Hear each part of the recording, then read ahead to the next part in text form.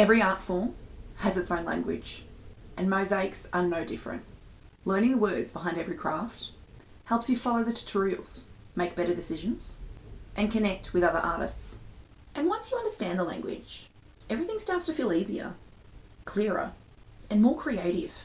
By the end of this lesson, you'll be able to recognise essential mosaic terms, understand what key materials and tools do, communicate your ideas more confidently, avoid common beginner confusion, and follow guides with ease.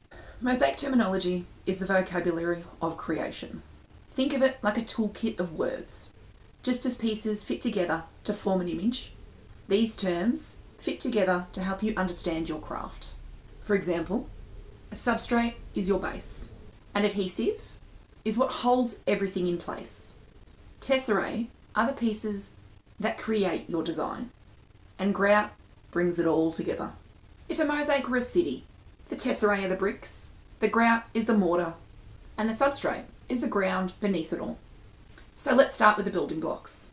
Tesserae are the individual pieces used to create your mosaic. These can be glass, ceramic, stone, or even found objects. Found objects add personality, texture, and a sense of story to your work. Each material reflects light differently, but that's part of the magic. Now the foundations. The substrate is your base surface, like wood, board, or concrete. The adhesive is what glues your pieces down, and mesh can be used to pre-build or transfer designs. Getting these right sets your entire project up for success. Structure and finishing. Once your pieces are placed, grout fills the gaps and strengthens the structure. A sealer or finisher protects your work and enhances its look, and spacers can be used to help keep your gaps even while you work. These steps can bring durability and polish to your mosaic, down to design and technique. There are also terms for how you build your mosaic. The direct method means placing your tiles directly on your substrate. The indirect method means assembling it first and then transferring. And when shaping pieces, you might hear things like nipping, cutting, or even smashing. And design terms like motif, pattern, and layout. They describe how your piece is planned visually. Common beginner mistakes.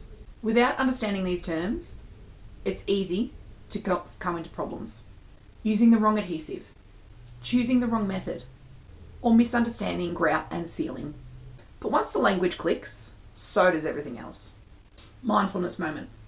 Learning terminology isn't just technical, it's reflective. Take time to connect each word to what you see and feel. As your hands practice, the language becomes second nature. Reflection prompt. So ask yourself, which terms feel most exciting or relevant right now? Are there words you've seen before but didn't fully understand? How does knowing these terms change your confidence? Interactive challenge. Try this. Gather a few materials, tiles, glass, or stone, and then label them.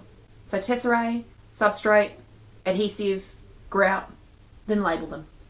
Tesserae, substrate, adhesive, grout. See how each term connects to its role through the process. This is how you build fluency before even starting a full project.